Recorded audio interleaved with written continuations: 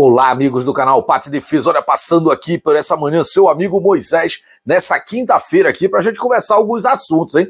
Tá cedinho aí, eu já tô aqui com você. Vamos lá. 2 pontos principais. Primeiro, né? Olha, proibiram os girassóis, pessoal. Imagina, proibiram a bandeira, proibiram o presidente. Já estão proibindo tudo. Você não pode sair, não pode entrar, não pode levar o celular. Sei lá, olha, cuidado, não leva nem o bebê, que senão você vai ter que deixar na cesta lá. Na mão de um desconhecido no dia do pleito. Eu acho que essa turma está passando um pouquinho dos limites. Mas vamos lá, autoridade é autoridade, a gente respeita, né? Você imagina o seguinte, eu vou trazer 2 pontos aqui principais, eu vou até colocar meu óculos, porque eu quero ler na íntegra, para não ter notícia suspeita, né? Redes sociais têm 24 horas para apagar imagens sobre 7 de setembro com Bolsonaro. A fonte é a Revista Oeste. Deixa eu explicar por quê. Talvez você não esteja entendendo. Não é que a campanha política do presidente Bolsonaro não pode usar as imagens de 7 de setembro. As redes sociais terão que apagar qualquer referência ao nosso campo de girassóis ali na esplanada dos ministérios lá em Brasília ou lá na Avenida Atlântica. Olha, o presidente nem foi na Avenida Paulista, mas provavelmente se alguém estava vestindo verde e amarelo e você postou dizendo viva o 7 de setembro, viva o Brasil, olha, não pode. Porque afinal de contas a gente já sabe que o domínio do país é comunista mesmo, e isso é igual água benta no couro do cão, né? Botar verde e amarelo, irmão, eles não querem. Eu vou ler aqui na íntegra. Olha, eu demorei a acreditar nisso, tá? Demorei. Mas vamos lá. Fonte, como eu já disse aqui, Revista Oeste. O ministro Benedito Gonçalves, do Superior Tribunal Eleitoral, ai meu Deus, tem que colocar aí na capa. Sabe quem é, ó? É o Pape, aquele, ó. Determinou nesta quarta, 21, que as redes sociais têm 24 horas para apagar as publicidades que envolvam o presidente Bolsonaro, do PL, com as manifestações do 7 de setembro. As postagens utilizam diversos momentos da celebração do bicentenário da independência. Há imagens em que o investigado aparece em momentos nos quais inequivocadamente exercia a função de chefe de Estado, uma vez que trajava a faixa presidencial. Ele está se referindo ao desfile militar? Esse pessoal tem noção de onde eles estão se envolvendo? Mas vamos lá. A ordem de Gonçalves foi direcionada para o Facebook, Instagram, Twitter, LinkedIn e Quai. Né? Sabia nem que existia essa rede aqui. Caso as plataformas descumpram a determinação, serão multadas em R$10 mil por dia. Olha, não falou do YouTube aqui, por enquanto, ainda não está lá, mas já estou preocupado. Vamos lá. Em sua decisão, o magistrado destacou que o chefe do executivo desrespeitou a determinação da Corte Eleitoral que o havia impedido de veicular as imagens capturadas durante os atos do feriado de Brasília, em Brasília e no Rio de Janeiro. Além disso, o ministro ainda concedeu um prazo de 3 dias para que Bolsonaro e seu candidato a vice, general Braga Neto, esclareçam o episódio de 7 de setembro. Somente depois dessa manifestação que Gonçalves vai decidir se vai aplicar ou não uma multa contra ambos os candidatos. A nova determinação é em resposta a um pedido da Federação de Lula-PT, que elencou diversas publicações de campanha do presidente sobre as comemorações do bicentenário da independência. Trata-se de fotos e vídeos na esplanada dos ministérios, em Brasília e em Copacabana, no Rio de Janeiro. Aqui a fonte é a Revista Oeste. Olha, a minha opinião sincera, muita gente está divulgando esse material como se fosse uma remoção geral de todos os canais, tá? Eu já vou dizer que fica a dúvida aqui, o texto deixa uma dúvida se é a campanha do presidente ou se é para todo mundo. Vamos esperar aí quais serão as movimentações das redes sociais e se cairão as imagens. Mas uma coisa é certa, o campo de girassóis está proibido, irmão. Né? Seja para a campanha ou seja alguém vinculando ali, né, pelo que parece, o presidente Bolsonaro com o nosso bicentenário da independência do Brasil.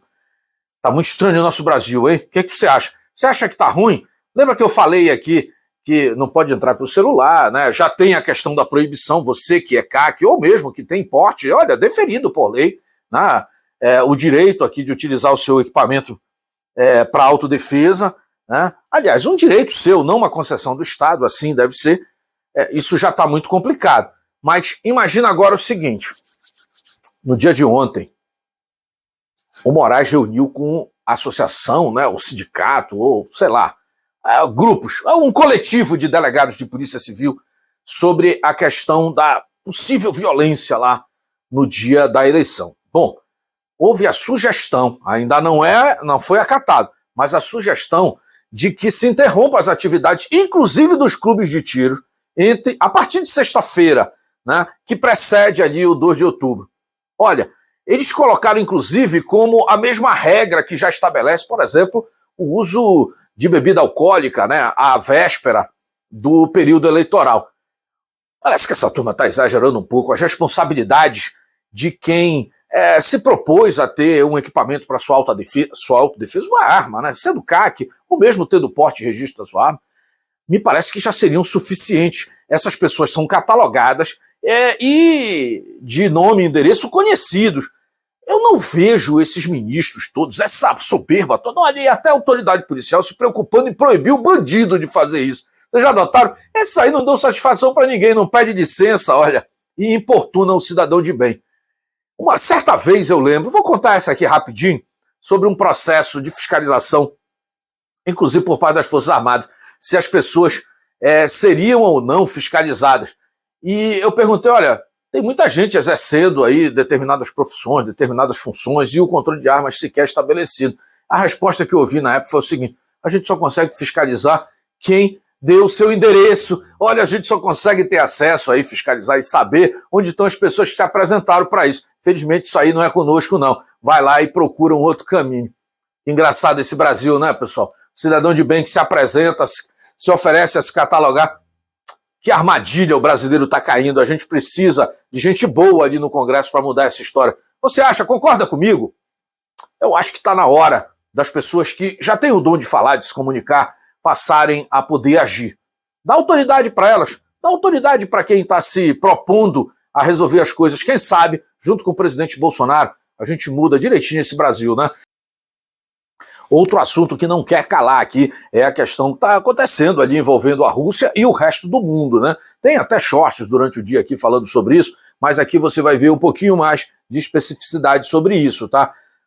Todo mundo já sabe aqui que houve uma grande convocação do Vladimir Putin ali em resposta, né, às questões ali, às sanções e tudo mais, e às falas dos líderes mundiais do Ocidente, inclusive lá na Assembleia Geral da ONU, e a resposta do Putin, além daquele seu pronunciamento contundente, falando inclusive, né, em chantagem nuclear e em uma resposta, possível resposta nuclear tática por parte dos russos, houve uma efetiva convocação. 300 mil reservistas agora irão se adicionar, né, ao efetivo geral russo. O que isso significa? Primeiro, uma série de poderes são atribuídos com essa convocação, lembrando que isso não é feito desde a Segunda Guerra Mundial, portanto é algo novo aí, algo que deve ser levado a sério, né? Mas o interessante é a reação que o povo russo teve ali imediatamente, pelo menos aquilo que é televisionado aqui para o Ocidente, onde uma série de protestos surgiram. Sabe qual foi o remédio utilizado lá pelo regime? Quem foi protestar e acabou sendo detido, e aí se fala em mais de 1.000 desses detidos, recebeu uma cartinha imediata para se apresentar no outro dia e já está convocado para comparecer à guerra. Dá uma olhada. Pessoal, vamos experimentar períodos muito difíceis agora, né? E eu fico com a fala do presidente Bolsonaro recentemente na ONU, né? É necessário sentar para o diálogo. As sanções ou simplesmente o confronto bélico não vão levar a uma solução que interesse a população mundial.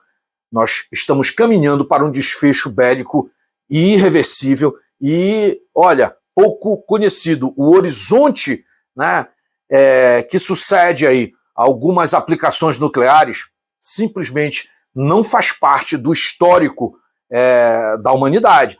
A única experiência que nós tivemos sobre isso, Hiroshima e Nagasaki, naquele momento era totalmente diferente, onde só um país detinha a tecnologia, aplicou e aí todo mundo recuou e encerrou um conflito a nível mundial. Nós temos uma realidade totalmente diferente nesse momento. Nós temos vários países no mundo, pelo menos 9 países, detêm a capacidade ostensiva, né, a capacidade bélica nuclear, e a coisa não é a mesma, nem é o mesmo cenário. é bom que os líderes mundiais, olha, sentem à mesa e comecem a debater do ponto de vista diplomático uma saída que contemple a todos, tá legal? A gente conversa mais sobre isso aqui e eu vou deixando vocês com aquela solicitação básica, né? Verificar a sua inscrição, dar like e participar conosco, olha, do próximo vídeo ou live aqui no canal Pátria e Defesa. Um abraço aqui do seu amigo Moisés e fui!